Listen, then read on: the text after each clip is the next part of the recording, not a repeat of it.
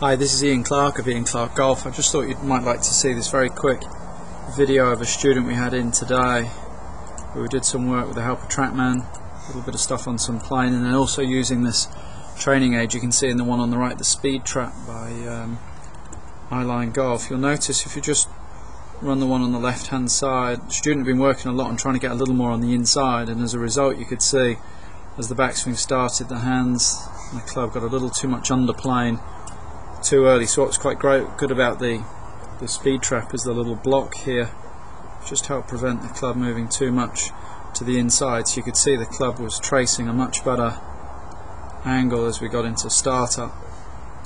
That then led to him in a better position, left arm level with the ground, whereby the arms weren't so much across the chest. You can see in the one on the right hand side there, the hands, the right hand opposite the right bicep, shaft obviously pointing back down towards the ball to target line. Just had gotten a little too deep, I felt, by looking at the one on that left hand side.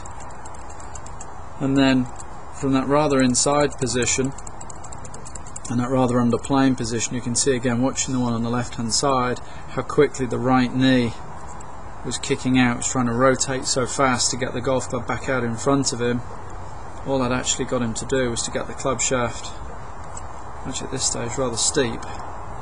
The body weight on the force plate was shooting out towards the right toe really quickly, whereas now you're watching the one on the right hand side just delaying how much the hips were spinning, allowing him to feel more that the arms were dropping whilst trying to hold the right heel down into the ground a little bit longer. You could see really put the club more together, a better looking position at that stage. The legs are much quieter, you can see it hasn't increased the amount of right knee bend. Very different look if I just take the two lines off the screen in the two sequences.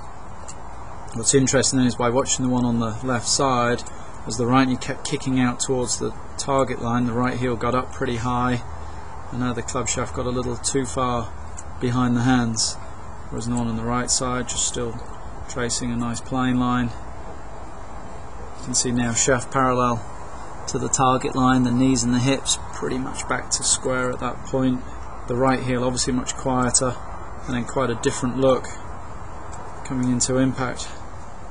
Still a little lifted with the shaft, the head raises up a little bit, something we'll continue to work on. But quite interesting just in a 1 hour session how quickly you can make these changes. The attack angle went from literally 0 in the one on the left on Trackman to a couple of degrees down in the one on the right hand side, which is much better for a 6-iron. The swing plane number also came down a few degrees as well, got it closer to ideally about 60 degrees. Hope you enjoy this, something that you can just see we can make some changes pretty quickly.